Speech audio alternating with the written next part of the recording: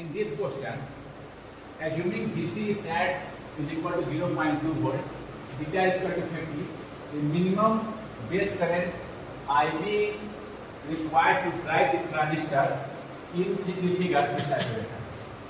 Base current minimum required करना है कि ट्रांजिस्टर कहाँ चला जाए, सैचुरेशन।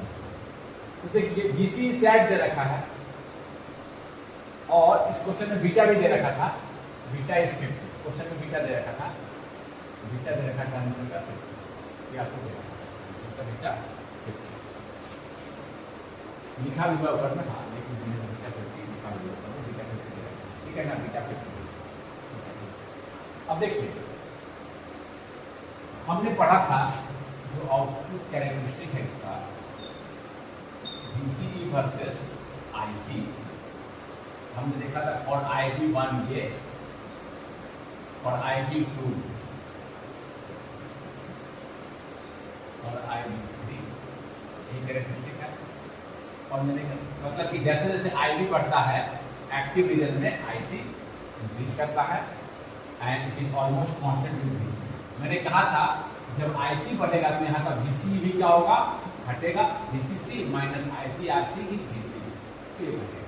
तो इसको एक लोड लाइन पे मैंने दिखाया था, ये लोड लाइन VCC, ये VCC apply and VCC by RC इसी पर वैरी करेगा। अगर IC यहाँ है तो ये VCE होगा, IC बढ़ाएंगे, देखिए IC बढ़ा जाएगा ऊपर में, देखिए यहाँ से ऊपर में गया तो VC क्या आया, हट गया, यहाँ था VC और हट गया और हट गया, दो था एक हो गया, VC घट IC बढ़ेगा, VC डिक्रीज होगा और VC डिक्रीज होगा तो chances are there that it goes out of activity. घटते घटते अगर यहाँ आ जाएगा उसके बाद अगर घटा तो कहाँ चला जाएगा, ये चला जाएगा saturation, that is out of activity. तो यही दे रखा है, इस पॉइंट का वोल्टेज, इस पॉइंट का वोल्टेज समझिए, यहाँ का वोल्टेज दे रखा है, ये VC सेट 0.2।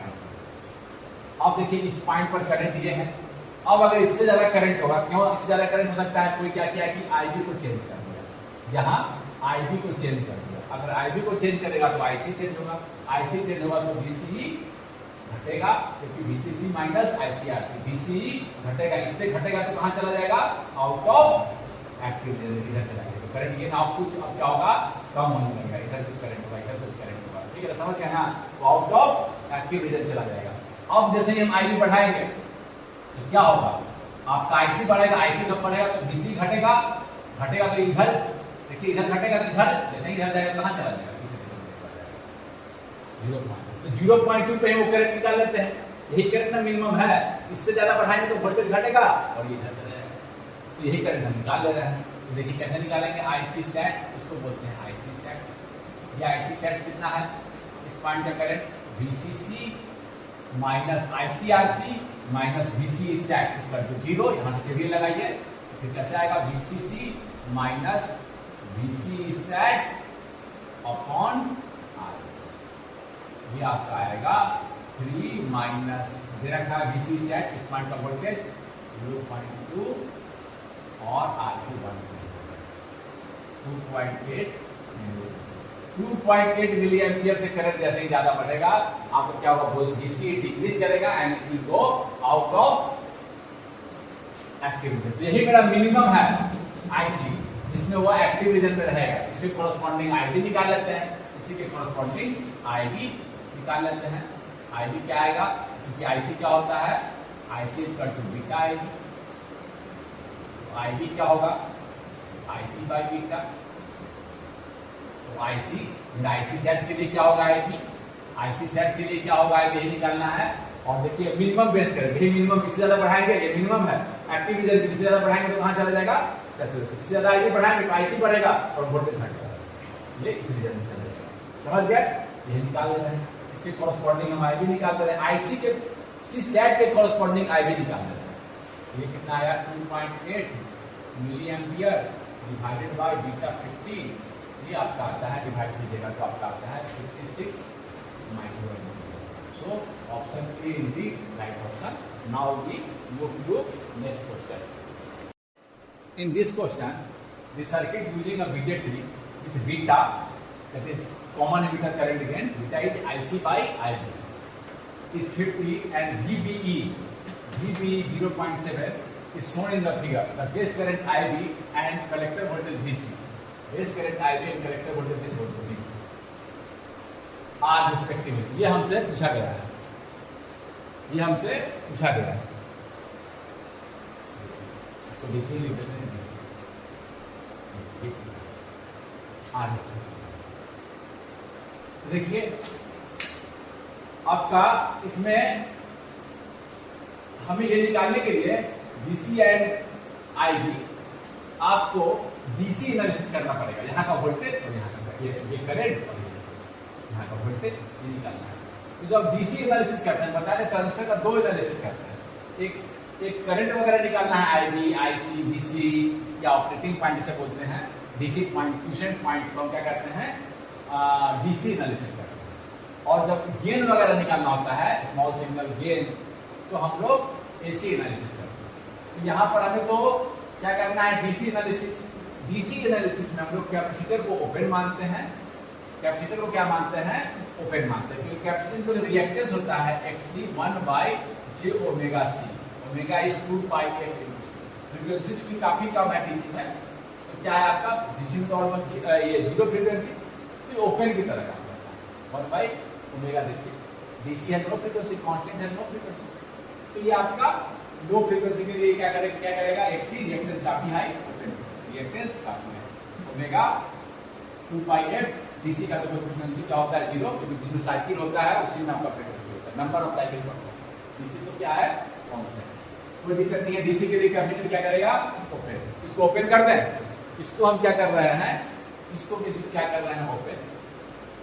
इसको क्या कर रहे हैं, ये सर्किट है, DC पॉइंट निकाल लेना है। इसका मुझे कोई मतलब ही नहीं है, जैसे निकाल देते हैं। जैसे KVL लगाइए, 20 minus IB into 430 kilo ohm, 430 के लिख दिया, minus VBE 0.7 minus IE into I क्या होता है जी, I मीटर होता है IB प्लस IC होता है बीटा IB। इसको लिख सकते हैं IB plus beta IB, beta plus 1 IB, हमेशा ध्यान में रखिएगा। I जो होता है बीटा प्लस 1 IB, IC क्या होता है, बीटा IB। थोड़ा सा का अंतर होता है IC और IB में, IC होता है बीटा IB और ये होता है बीटा प्लस 1 IB। एक IB आके जुड़ गया, देखिए IC में एक IB जुड़ा हुआ है, एक का अंतर आता है, तो कोई दिक्कत नहीं है। IC and I are almost equal. ये 50 IC आता कितना, IC होता 50 IB और I कितना होगा 50 प्लस 1 50, वरना थोड़ा का अंतर। यहाँ किसी को लिख रहा है बीटा प्लस 1 IB यानी कि माइनस 51 IB, ये हो गया आपका मीटर करंट इंटू 1 के टू, ये हम लोगों ने लगा दिया, कोई दिक्कत नहीं है। तो यहां से आपका IB आया 20 माइनस 0.7 अपॉन 430 के प्लस 51 के। ये जब आप कैलकुलेटर से करिएगा, तो ये आपका आएगा, ये आपका आता है 40 माइक्रोएम्पियर, ये आता है 40 माइक्रोएम्पियर। अब क्या कर रहा है, IC बोल रहा है, तो IC क्या होगा जी आपका, IC क्या होगा, VC बोल रहा है, VC क्या होता है, VCC माइनस ICR, तो IC को निकालना पड़ेगा, beta into IB, beta into IB कितना आएगा 50 इंटू 40, 50 इंटू 40 50 चौके 20, ये आपका क्या आ गया 2.0 मिलियन निकाल लीजिएगा, 2.0 मिलियन। तो आपका यहाँ का वोल्टेज क्या आ गया जी, VC क्या हो गया, VCC माइनस ICR, ये आपका आया 20 माइनस 2 मिलियन एम्पियर इंटू 2, ये आ गया 2 kilo and milli will adjust, it comes out to 16। Where is the answer, is 40 micro ampere and 16। ये आपका आंसर है। एक चीज और यहाँ देखिए, अगर आपको चेक करना है कि वाकई ये एक्टिव रीजन में था या नहीं, तो हम क्या करेंगे, ये जंक्शन को चेक कर लेंगे, ये collector base junction is reverse bias और not. M should be at higher and P should be at lower. Check कर भी सकते हैं आप, ये 16 आया यहाँ पर वोल्टेज लगा के चेक करें, जरूरत नहीं है, आंसर में आ चुका है, बट आप चाहे तो इसे चेक कर सकते हैं ये एक्टिव रीजन में है कि नहीं। Base emitter forward bias, collector base reverse bias. अब यहाँ का वोल्टेज आ गया है, यहाँ का voltage 20 minus IB into IB, यहाँ का वोल्टेज चेक कर लीजिए क्या होता है, ठीक है, हिसाब करके देख सकते हैं, but answer is there. Thank you. Move to next question. In this question, the current IB, this current is IB, through the base of the silicon NPN transistor is 1 plus 0.1 cos 1000 pi t milliampere at 300 Kelvin. The R pi is the small signal model of the transistor. ये small signal model की बात कर रहा है।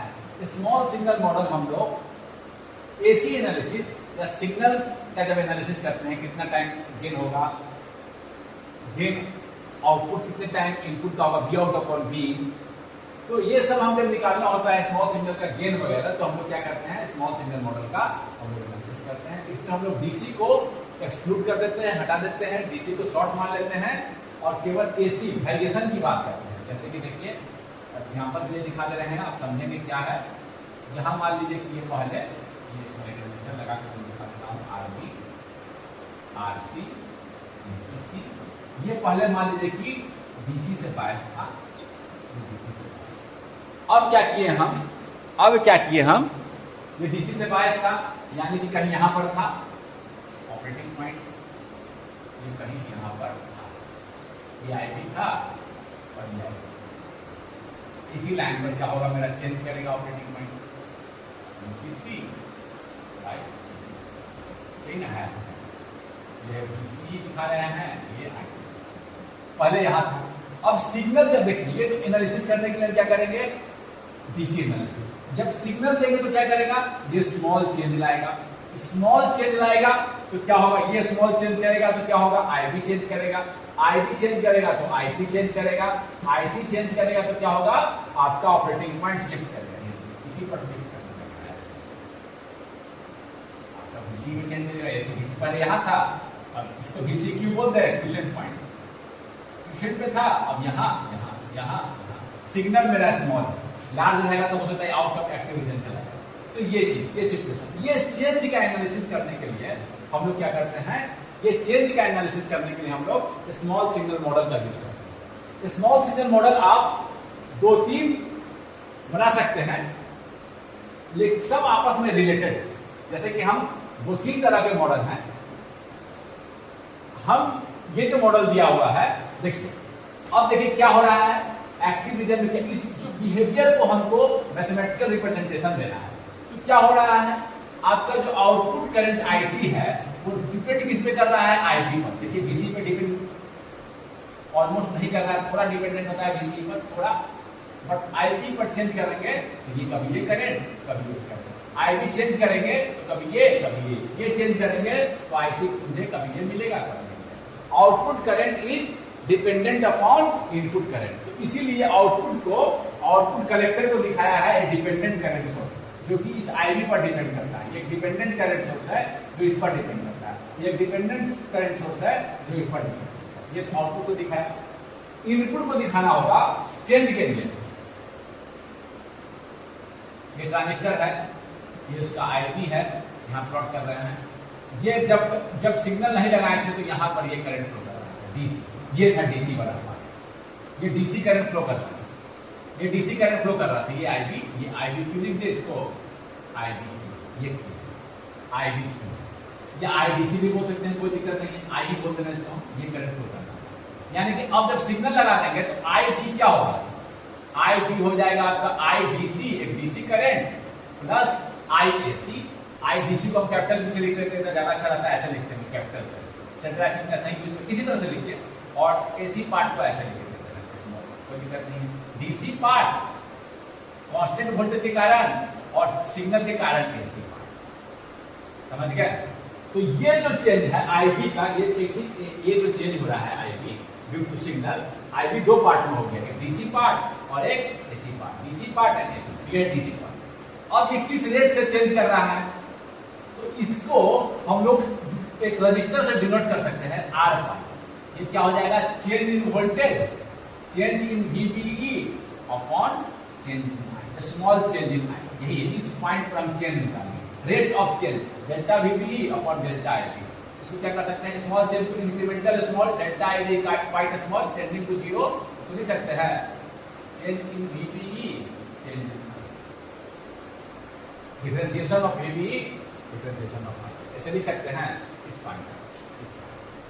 तो ये क्या हो गया आर पाई, एक तरह से आपको क्या दे दिया, एक ये आपका है रेजिस्टेंस। कैसे निकाले, ये आप जब क्या है, ये slope at this point, her point पर स्लोप अलग अलग है। यहाँ पर अलग स्लोप आएगा, यहाँ रेट देखिए अलग है, यहाँ देखिए कितना वोल्टेज चेंज कर रहे हैं इतना ही करंट चेंज हो रहा है, थोड़ा सा करंट चेंज हो रहा है। यहाँ देखिए थोड़ा सा चेंज करेंगे इतना करंट चेंज हो रहा है, यहाँ देखिए इतना करंट चेंज हो रहा है, इतना छोटा वोल्टेज चेंज करने का। यहाँ देखिए यहाँ पर क्या है, ज्यादा चेंज हो रहा है करंट, यानी कि रेजिस्टेंस उसका इंक्रीमेंटल रेजिस्टेंस कम है। इसको इस तरह से मॉडल कर रहे हैं, जहां ज्यादा चेंज कर रहा है वहां क्या वोल्टेज अपॉन करंट होता है ना, ज्यादा करंट चेंज हो रहा है तो यहाँ का रेजिस्टेंस कम है।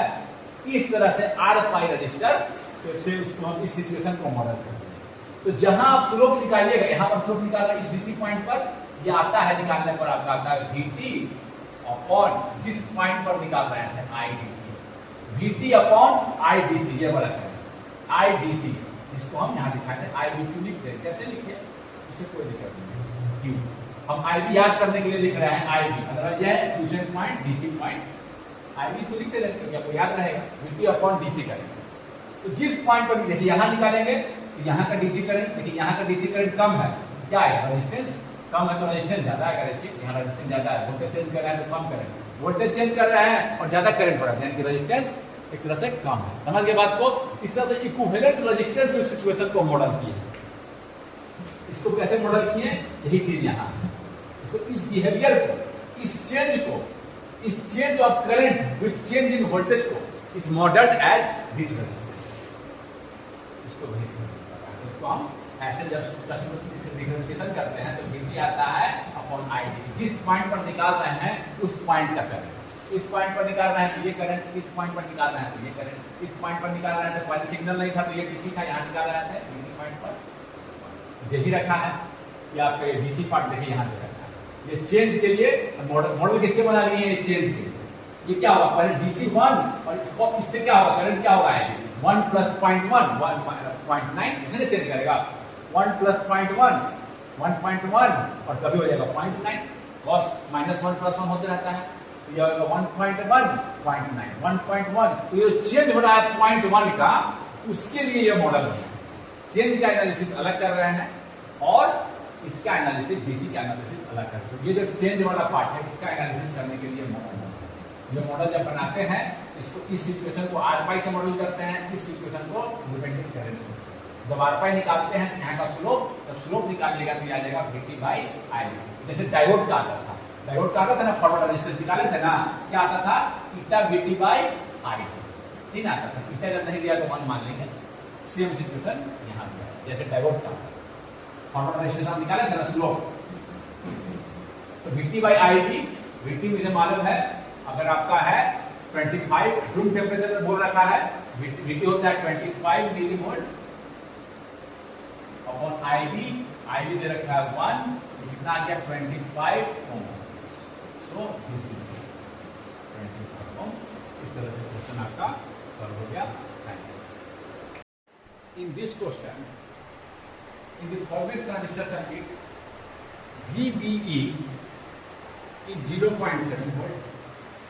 This small RE 25 millivolt upon IB and beta and all the capacitors are very large. ये दे रखा है beta and very large, बताते हैं RE small RE का मतलब हम बताते हैं, ये दे रखा है और कहा है कि value of the DC current IE, ये IE है, ये value of the DC current IE, ये आपसे पूछा।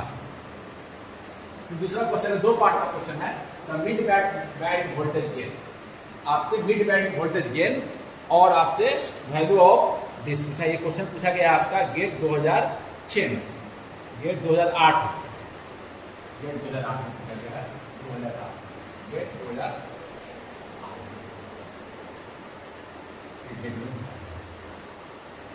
तो अभी हम दो क्वेश्चन है, एक है आई निकालना है, आई मतलब कि डीसी करंट निकालना है।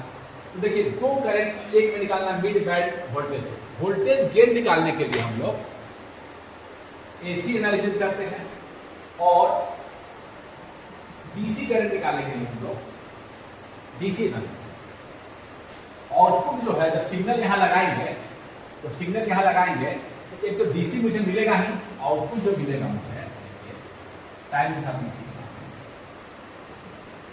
पहले डीसी मिल रहा था, मान लीजिए कि VCE, डीसी को जनरली ऐसे लिखते हैं, ये एसी डीसी दोनों को लिखा है, और अब मुझे मिलेगा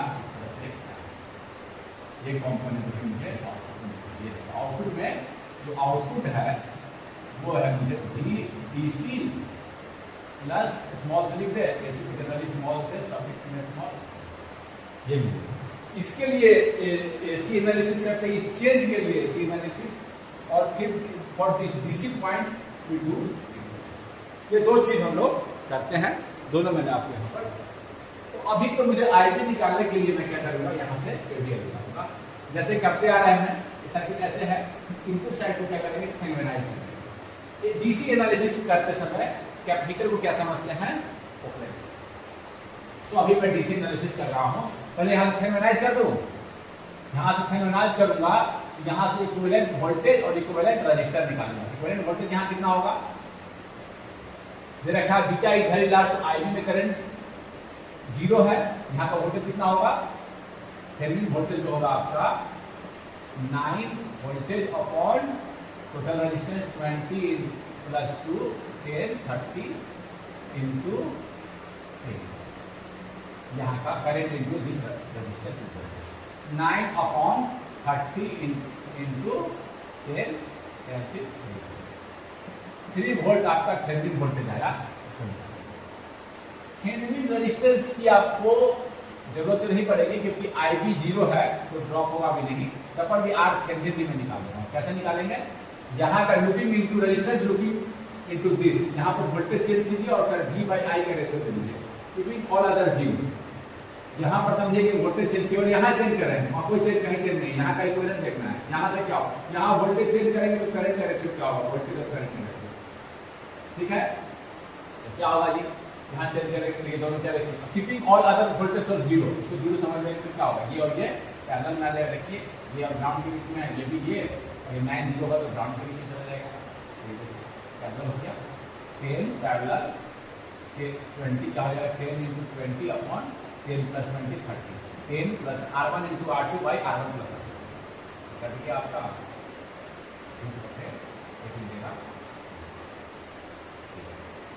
ये आपने निकाला। अब मैं इसका इक्विवेलेंट, अब मैं इसका equivalent R Thevenin V Thevenin transistor और अदर कैपेसिटर्स आर ओपन और डीसी एनालिसिस। आई दे रखा, मार्क कर रखा है, आई जानते नहीं आप, मीटर करंट आई है 3 kilo ohm. This capacitor is open for DC, के रजिस्टर नहीं दिखा है, रजिस्टर के लिए क्या होगा, डीसी के लिए क्या होगा, कैपेसिटर इज ओपन, हट गया, यहाँ से ओपन कर दिया, ठीक है।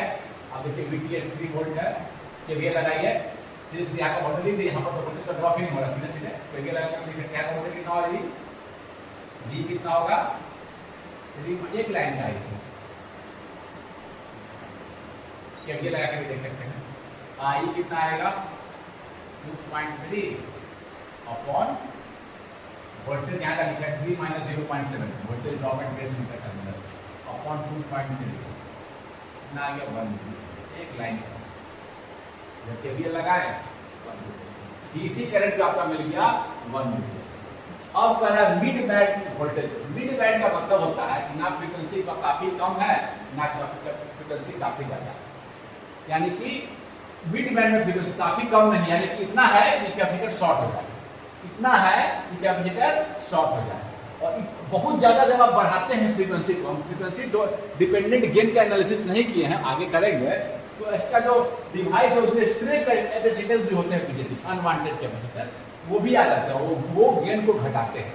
तो उसकी चर्चा भी हम नहीं कर रहे हैं। मिड बैंड का मतलब होता है कि आपका कांस्टेंट गेन, क्योंकि आपके बहुत ज्यादा फ्रीक्वेंसी कर देंगे हम तो स्ट्रे कैपेसिटेंस जो काफी छोटे होते हैं that also come into picture. उसकी चर्चा भी हम नहीं कर रहे हैं। केवल और केवल आपको समझना है कि गेन मुझे निकालना है। कहने का मतलब है कि फ्रीक्वेंसी काफी कम कर दीजिए। मान लीजिए कि इसको शॉर्ट करने के लिए कुछ फ्रीक्वेंसी चाहिए, ये पूरी तरह से शॉर्ट हो जाए। उससे ज्यादा रखेंगे कम, उससे कम रखेंगे तो ये जो आपका कंप्लीटली शॉर्ट नहीं होगा। हर फ्रीक्वेंसी का एक होगा ना, एक फ्रीक्वेंसी ऐसा कुछ ज्यादा करेंगे तो बिल्कुल शॉर्ट। तो रिएक्टेंस डिपेंडेंट होता है completely, actually 1/j omega C ना होता है, डिपेंडेंट है। फ्रीक्वेंसी बढ़ाते जाएंगे इतना भी शॉर्ट, काफी कम रखेंगे तो ये आपका रिएक्टेंस वहां रहेगा। समझ गए ना बात? तो वो गेन डिपेंडेंट होता है फ्रीक्वेंसी का। बट मिड का मतलब है कि आपका गेन ऑलमोस्ट कॉन्स्टेंट, बस इतना ही ध्यान रखना है मिड। और बहुत हाई फ्रीक्वेंसी पर जाते हैं तो स्ट्रे कैपेसिटेंस भी आता है। फ्रीक्वेंसी डिपेंडेंट एनालिसिस नहीं कर रहे हैं, सीधे सीधे मान ले रहे हैं कैपिटल शॉर्ट। ये मिड का मतलब है सीधे सीधे मान ले रहा है कैपिटल शॉर्ट। पर कुछ फ्रीक्वेंसी चाहिए ना उसको शॉर्ट के अंदर, अदरवाइज उसका क्या होगा? उस रिएक्टेंस तो फ्रीक्वेंसी डिपेंडेंट है ना वो उसका रिएक्टेंस। तो हम केवल मान ले रहे हैं कि वो कंप्लीटली शॉर्ट। हम सीधे सीधे समझ गए मिड बैंड का मतलब सारे कैपेसिटेंस को फ्रीक्वेंसी डोमेन जब एनालिसिस करेंगे तो हम इसको विस्तार से चर्चा करेंगे कि हर फ्रीक्वेंसी कैपेसिटेंस का कुछ कटिंग फ्रीक्वेंसी होता है, उससे ज़्यादातर फ्रीक्वेंसी देते हैं तो वो कंप्लीटली शॉर्ट की तरह काम करता है। ठीक है ना? उसकी ज़्यादा उससे कम है तो वो रिएक्टेंस उसका। तो अभी हम क्या कर रहे हैं, हम मान ले रहे हैं कि मिड बैंड वोल्टेज गेन मुझे पूछा है और उस फ्रीक्वेंसी पर कैपेसिटेंस मेरा क्या है शॉर्ट। अब वोल्टेज गेन के लिए किसका गेन?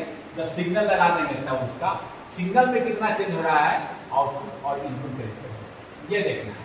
जब सिग्नल का एनालिसिस करना होता है तो डीसी एनालिसिस नहीं करते हैं, क्या करते हैं? AC analysis. AC analysis DC analysis तो कर लिए, मेरा डीसी एनालिसिस हो गया है। अब हम क्या कर रहे हैं? एसी स्मॉल सिग्नल एनालिसिस भी करते हैं। इसके लिए हम लोग क्या करते हैं? ट्रांजिस्टर का मॉडल खींचते हैं। मॉडल का मतलब है mathematical representation of transistor behaviour. ये देखिए ट्रांजिस्टर का बिहेवियर देखिए तो कैसा है, डीसी के साथ और आईसी ये आउटपुट है, इस पर डिपेंड करता है मोस्टली आईबी पर। डीसी को चेंज कर रहा है तो ऑलमोस्ट कांस्टेंट है, थोड़ा सा चेंज हो रहा है, थोड़ा सा चेंज कर रहा है, ऑलमोस्ट कांस्टेंट है। किससे चेंज कर रहा है? आईबी1 के लिए, आईबी2 के लिए। तो इस बिहेवियर को हम लोग एक मॉडल में रिप्रेजेंट कर सकते हैं। जो आउटपुट है वो डिपेंडेंट है current source. Dependent current source किस पर डिपेंडेंट है? इनपुट पर। किस पर डिपेंडेंट है? इनपुट पर। अब देखिए आईबी चेंज कर रहा है, इनपुट वोल्टेज में चेंज कर रहा है तो चेंज कर रहा है। तो हम दो तरीके से इसको दिखा सकते हैं। एक तो इनपुट वोल्टेज पे वीबी के चेंज कर रहे हैं उस पे वीबी पर, और एक आईबी पर। दोनों मॉडल हम क्लियर कर रहे हैं। एक दिखाए हम इसको वीबी पर, वीबी से चेंज कर रहा है और वीबी मेरा इधर का दिखाते हैं हम डिपेंड कर रहा है। ये देखिए कैसे वीबी पे डिपेंड कर रहा है कि किस फैक्टर से, रेट क्या है डिपेंड होने का। तो देखिए वीबी को चेंज करते हैं, अगर हम वीबी को चेंज करते हैं हम अगर, तो जो मेरा आईसी है कुछ इस तरह से इंक्रीज करता है। क्यों? आप बोलिए क्यों? क्योंकि आप जानते हैं ये मेरा कलेक्टर है, ये मेरा बेस है, ये इमीटर है।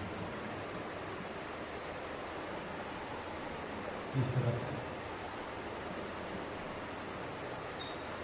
आरसी लगाते हैं,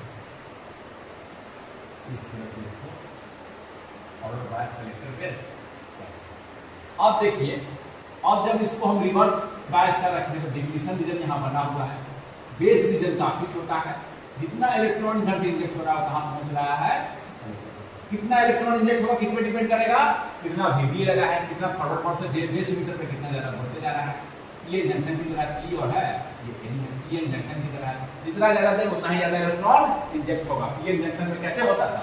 तो वैसा ही है। और सब कहाँ पहुंच जा रहा है? कलेक्टर पे। सब कहाँ पहुंच जा रहा है? थोड़ा ही बेस पे रिकॉम्बाइंड कर रहा है ना, कि बेस रीजन काफी छोटा है।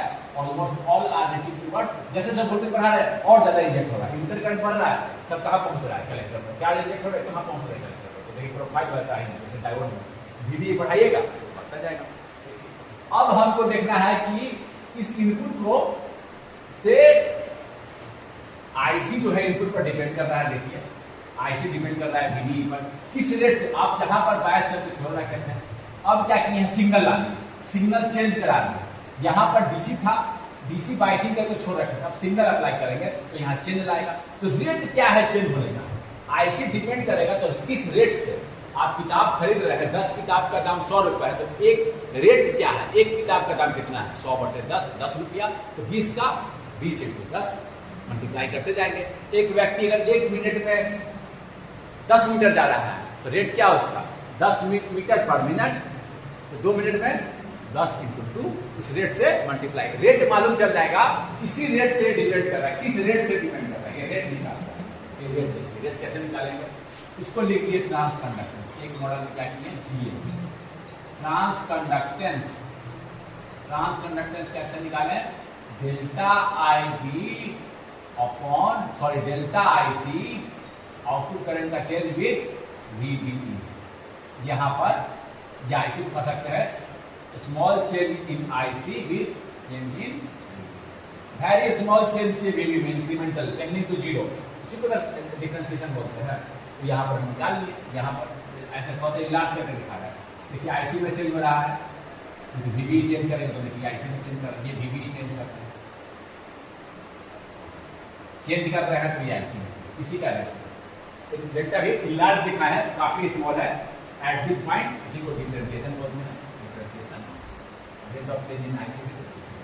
तो ये जब डिफरेंशिएशन कीजिएगा, जैसे डायोड में आता था, ये क्या आएगा आपका, ये आपका आएगा ऊपर में करंट लिखा है IC upon VT thermal voltage. ये आईसी क्या है, जिस डीसी करंट पर आप निकाल रहे थे, यहाँ निकाल रहे थे तो यहाँ जो डीसी करंट था, इसको आईसी क्यों बोल रहे हैं, आईसी क्यों नहीं लिख रहे हैं हम, याद रखने आसान नंबर। जिस डीसी करंट पर पहले देखिए सिग्नल नहीं था, तो यहाँ था, जिस पे निकाल रहे हैं आप, इसके राउंड सिग्नल चेंज कर रहे हैं, जो डीसी इसी के राउंड, पहले डीसी अब सिग्नल दे देंगे, तो इसी के राउंड चेंज होगा ना। इसी से पहले वीबी कांस्टेंट था, अब चेंज हो रहा है, उस जहां पर कांस्टेंट था उसी के राउंड चेंज होगा, उसी पॉइंट पर मुझे निकालना है। पहले तक डी सिग्नल नहीं था, फिक्स वीबी था, फिक्स आईसी था, कितना था 1 मिली एम्पियर। यहाँ इस क्वेश्चन में देखिए 1 मिली एम्पियर, इसी के राउंड हम सिग्नल चेंज करेंगे तो आईसी चेंज होगा। 1 मिली एम्पियर के राउंड चेंज होगा ना, 1.1 0.9 1.1 0.9 ऐसे चेंज होगा ना। तो सिग्नल स्मॉल है तो चेंज भी इसी के राउंड होगा, ऐसा नहीं कि सिग्नल बहुत ज्यादा है। तो जीएम को हम कांस्टेंट ले लेंगे। कोई कहेगा सर ये तो नॉन लीनियर है, यहाँ पर जीएम अलग होगा, हर वोल्टेज पर अलग अलग है, तो हम कहेंगे कि सिग्नल का चेंज बहुत छोटा है, इसको लीनियर मान सकते हैं, लाइन मान सकते हैं। तो मेरा रेट क्या आएगा, कांस्टेंट आएगा। एक लाइन है, लाइन का स्लोप कांस्टेंट, यानी स्लोप यहाँ भी एक सेम है, यहाँ भी सेम है। कोई कहेगा ना सर यहाँ तो अलग आ जाएगा, यहाँ अलग आ जाएगा, सिग्नल चेंज किया, इस पॉइंट पर जीएम अलग है, अलग नहीं, तो हम कहेंगे ये स्मॉल चेंज है, तो एक लाइन है, लाइन है। लेकिन नॉन लीनियर में क्या होता है, हर पॉइंट पर अलग अलग आता है, इस पॉइंट पर अलग है, इस पॉइंट पर लाइन तो नहीं है। तो मेरा क्या सिग्नल में स्मॉल चेंज, लार्ज चेंज रहता तो यहाँ मान लीजिए, यहाँ देखिए, यहाँ इतना वोल्टेज चेंज कर रहे हैं तो इतना ही करंट में चेंज हो रहा है, यहाँ देखिए इतना चेंज कर रहे हैं तो इतना करंट में चेंज ज्यादा हो रहा है, रेट अलग। यहाँ देखिए 3 से निकल रहा है, हम 7% थोड़ा सा चेंज किए 7, समझ के बाद तो रेट अलग अलग है।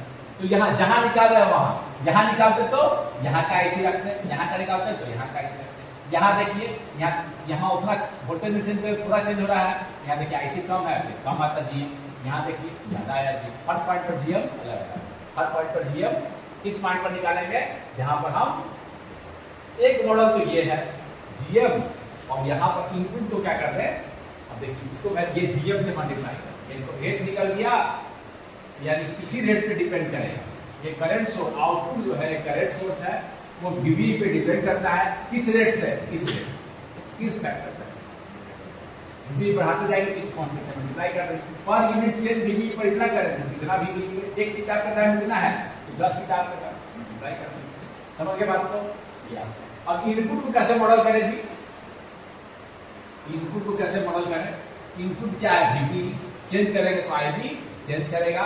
तो इनपुट को कैसे मॉडल करते हैं, देखिए इनपुट में क्या है, बेस करंट, इससे चेंज हो रहा है वीबी से, इनपुट को मॉडल कर दे। इनपुट को यहाँ पर पहले जब सिग्नल नहीं था तो यहाँ था, सिग्नल आएंगे वीबी चेंज होगा, आईबी का चेंज होगा। इसको एक रजिस्टर से मॉडल करते हैं, आर पाई क्या हो गया, change in IB sorry register है तो वोल्टेज पहले आएगा चेंज इन VT, जैसे डायोड में आता था फॉरवर्ड रेजिस्टेंस, ये भी क्या आएगा third dynamic resistance, forward dynamic resistance, ये भी क्या आएगा वैसा ही, वहां भी ऐसा ही आता था ईटा VT अपॉन I, यहाँ भी वैसा ही आएगा, ईटा 1 मान लेगा तो हम VT बाई IB, कौन सा I जहां निकाल रहे हैं, कौन सा I किस पॉइंट पर निकालेंगे अलग आएगा, देखिए हर बार लीनियर सिस्टम नहीं है, हर पॉइंट पर आपका अलग, यहाँ आएगा यहाँ अलग आएगा, अलग अलग IB पर IB क्यों लिखना चाहिए था, लेकिन हम क्वेश्चन पॉइंट हम IB लिखे, याद रखेगा आपको आसानी से, हर बार ऐसा नहीं होता है। VT बाई I इसको मॉडल कर देते हैं, एक मॉडल तो ये बना, तो तीन तरह का मॉडल बना सकते हैं R का, ठीक है, ये बना कोई दिक्कत नहीं, समझ गया जी। यहाँ पर मेरा देखिए ये कलेक्टर है, ये बेस है, लेकिन यहां तो दे रखा है RE का मतलब है कि इमीटर का, यहाँ पर स्मॉल सिग्नल चेंज करेगी टर्मिनल पर, जैसे यहाँ बेस पे किया है तो वहां का रेजिस्टेंस को दे रखा है, चेंज इन इनपुट रेजिस्टेंस यहाँ का दे रखा है, यहाँ पर चेंज करेंगे वोल्टेज और चेंज इन करेंगे देखिए रेशियो ले लेंगे, ये बना वहां दे रखा है, तो वहां क्या आता है RE जो आता है, RE भी सेम है, डायोड है, पीएन जंक्शन डायोड, यहाँ चेंज करें तो इमीटर करंट क्या होगा, जैसे इमीटर पीएन जंक्शन डायोड, जैसे डायोड में चेंज होता है, RE भी जो आता है वो आता है जैसे यहाँ आया है वैसे ही सिमिलर लॉन्ग सेम आता है। यहाँ क्या लिख देंगे IC की जगह IB का निकाला है तो IB लिख दिए, दोनों पीएन जंक्शन डायोड ही है, फॉरवर्ड बायस डायोड है, IB का निकाले तो IB लिख दिए, डायोड यहाँ का इनपुट रेजिस्टेंस निकाले तो ये लिख दिए, यहाँ का निकाले तो ये लिख दिए, ये लगभग क्या होता है VT और IC बराबर होता है, I और IC लगभग बराबर, तो लिख सकते हैं 1 बाई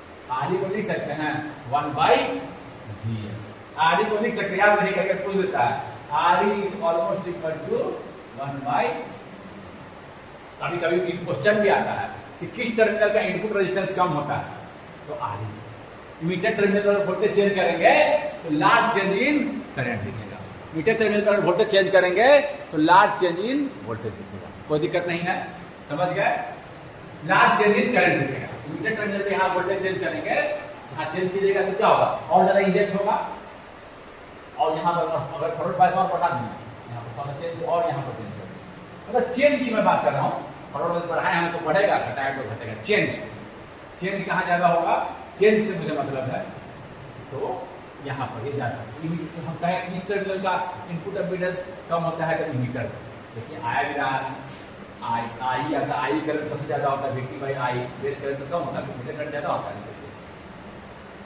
लगभग IC होना चाहिए, ये रिलेशन ही पूछता है, समझ गए बात को, समझ गए, तो ये मेरा तीनों रिलेटेड है, और एक मॉडल और भी है, वैसे भी खींच सकते हैं, जो ऐसे भी मॉडल है, देखिए ऐसे भी खींचता है, यहाँ पर खींच देता है, यही वोल्टेज ऐसे लिखना है, डिपेंडेंट है, ये VT,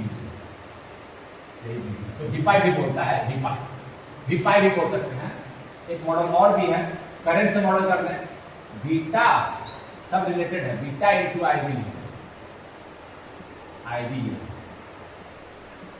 और ये मेरा वही आपका R, ऐसे भी मॉडल कर सकते हैं, कलेक्टर बेस,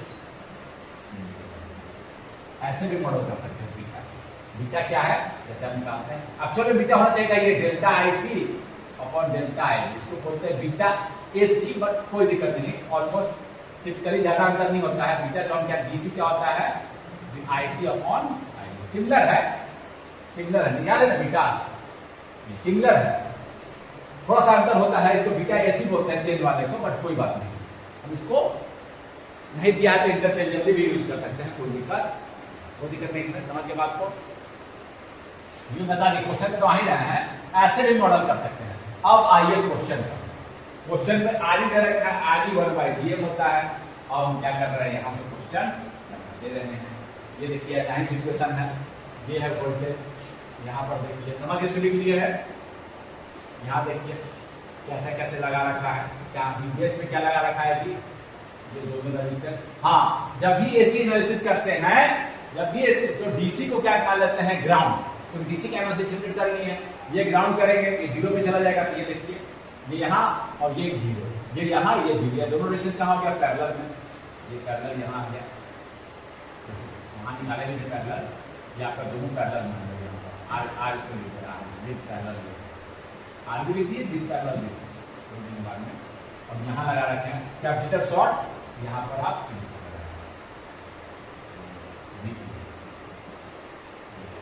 सारा बीम कहाँ है, यहाँ पर आ गया वोल्टेज, ये बीम यहाँ है, देखिए ये बीम यहाँ है, ये बीम यहाँ है, और आपका आ गया है, ये आप लिख चुके थे, यहाँ है, यहाँ का कैपेसिटर शॉर्ट, ये ग्राउंड पे चला गया है, मीटर ग्राउंड, रजिस्टर शॉर्ट हो गया, देखिए ग्राउंड से कनेक्ट हो गया मीटर शॉर्ट, कैपेसिटर शॉर्ट कर देगा, बोले थे कि मिड बैंड पे मानेंगे सारा कैपेसिटेंस शॉर्ट है तो कोई दिक्कत नहीं है। यहाँ देखिए एक रजिस्टर यहाँ 3 किलो ओम, और ये भी शॉर्ट हो गया, कहाँ चला गया, यहाँ से ग्राउंड से देखिए शॉर्ट हो गया, एक तरफ से शॉर्ट है, यहाँ इससे और ग्राउंड, और ये भी कहाँ है ग्राउंड,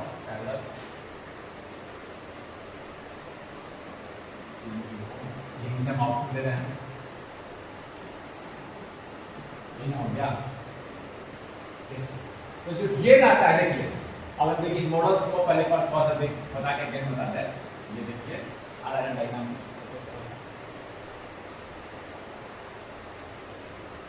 हाँ ये देखिए, अगर हम एक थोड़ा सा आपको दिखा दे, थोड़ा सा चीज दिखा दे,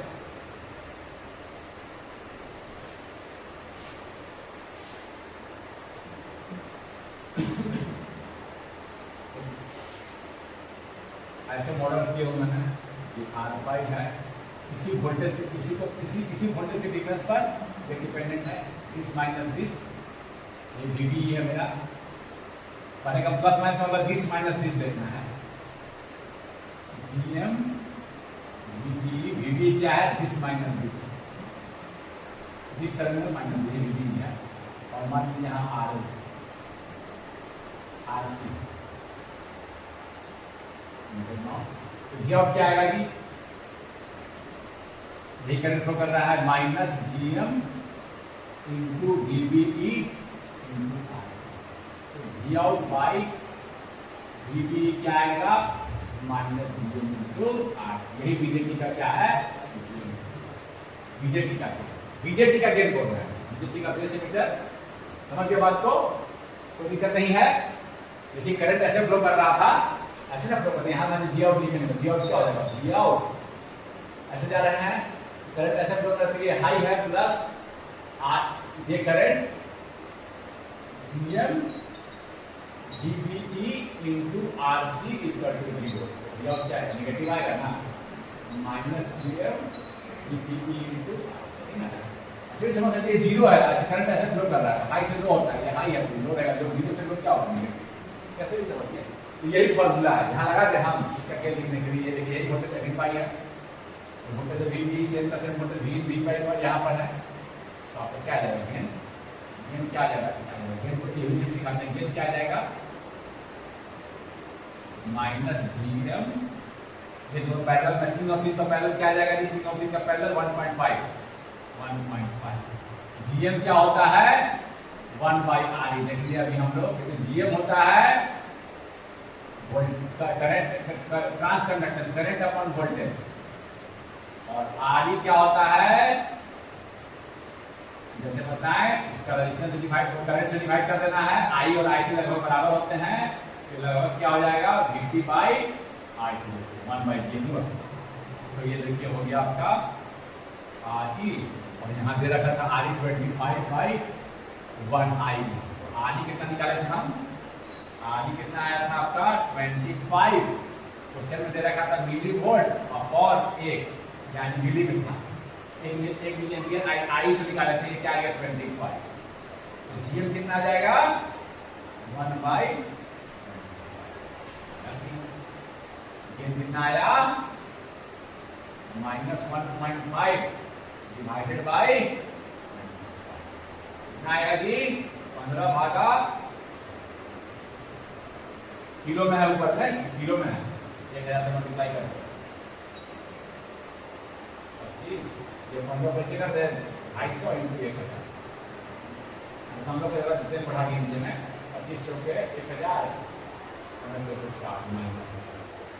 माइनस 60, क्वेश्चन का जो आंसर आया उनका दिए थे गेन कितना आया बिट बैंड गेन का मतलब यही है कि आपका गेन फ्रीक्वेंसी बहुत ज्यादा नहीं है, दिखाएंगे फ्रीक्वेंसी बहुत ज्यादा होगा ना यहाँ से इसका भी तो ट्रांजिस्टर का भी तो कैपेसिटेंस होगा अनवांटेड कैपेसिटेंस, वो आ जाता है पिक्चर में, इसको हम दिखाएंगे बाद में। केवल आप ध्यान दीजिए बिट बैंड गेन का मतलब है गेन हम निकालते हैं। समझ के बाद को ये देखिए यही VB यहाँ था, इनपुट ही तो VB है, कोई दिक्कत ही नहीं हुआ, निकाले तो VB में मालूम। अब कोई कहेगा सर आप V को AC है इसे मार्क कर देते हैं, ऐसे क्यों करता है, करंट का डायरेक्शन देते हैं AC में तो चेंज होता रहेगा ना। तो हम इंक्रीमेंटल राइज के लिए या पॉजिटिव साइकिल के लिए डायग्राम बनाए हैं, निगेटिव होगा तो अपने सब एडजस्ट कर लेगा, ये ऐसे हो जाएगा, यानी वोल्टेज इधर V नेगेटिव हो जाएगा, यहाँ हो जाएगा दिस माइनस दिस है, ये अपने डायरेक्शन चेंज कर लेगा, उसको सोचने की जरूरत नहीं है आपको। कोई कहेगा सर आप कैसे पोलैरिटी मार्क कर, AC है ना सर, सब करंट का डायरेक्शन दे रहा है वोल्टेज का, तो हम इंक्रीमेंटल राइज के लिए मॉडल बनाया है, पॉजिटिव साइकिल अगर बता सकते हैं, अगर नेगेटिव साइकिल होगा तो अपने एडजस्ट कर लेगा, कोई दिक्कत नहीं, आपको उससे कोई दिक्कत नहीं। समझ के बात को सारा समझ के दो मॉडल बना सकते हैं, ये मॉडल भी इससे रिलेटेड है, तो क्वेश्चन हो गया है। अब देखिए एक बात बताया आपको, हम कोई कहेगा कि बीटा और जीएम में क्या रिलेशन है, बीटा और जीएम में क्या रिलेशन है जी, बीटा क्या होता है आईसी, पहले पूछ देता है IC by IB, beta DC और एसी में कोई अंतर नहीं कर रहा है, ठीक ना है। और जीएम क्या होता है आईसी बाई, भी रिलेटेड है बीटी, और देखिए तीनों में रिलेट करना है मुझे, इसमें आईबी लिया तो जीएम को ऐसे लिख सकते हैं आईसी, नीचे में आईबी से डिवाइड कर देंगे और ऊपर में आईबी कर दिए और बीटी तो है। अब आईसी बाई आईबी को लिख देते हैं बीटी, ये पार्ट को लिख देते हैं, ये पार्ट को लिख देते हैं बीटा। आईसी बाई आईबी क्या होता है बीटा, बीटा और इधर क्या आ गया IB by BT, BT upon IB क्या निकाले थे हम आर पाई, ठीक ना है, वोल्टेज वोल्टी अपॉन आईबी ही निकाले थे हम बीटी, जिसका निकालना है टी का निकालना है तो आई और डी का निकालना है तो आईबी, ध्यान रखिएगा। तो बीटी अपॉन आईबी क्या हो गया वोल्टेज बाई, नीचे में है तो क्या हो गया by r pi, voltage by current r pi हो गया ना, करंट बाई नहीं आर पाई क्या होगा बी बाई आर, निकाल देख सकते हैं जीएम इसका क्या आ गया। क्वेश्चन हो गया है, कभी कभी पूछता है बीटा बाई आर, सब रिलेटेड है, सारे मॉडल आपस में रिलेटेड, समझ गया, मैं एक लाइन में करके निकाल दिया। कोई कहीं कहीं देगा beta equal to gm into r pi, ये रखते थे यहाँ दोनों मॉडल सेम हो जाता है। अगर आप चाहेंगे तो देखिए जीएम इसका जो रखेंगे ना तो वहां से भी निकाल सकते, कोई दिक्कत नहीं, देखिए जीएम बीटा बाई आर पाई इससे भी निकाल सकते हैं, मतलब आप यहाँ जाने से कंफ्यूज मत होइए, ये सब रिलेटेड है आपस में। मैं ये क्वेश्चन सॉल्व हो गया था, मैंने आपको दिखाया ये रिलेटेड है, स्मॉल सिग्नल मॉडल का मैंने यूज किया, -60 मेरा आंसर आया। Thank you.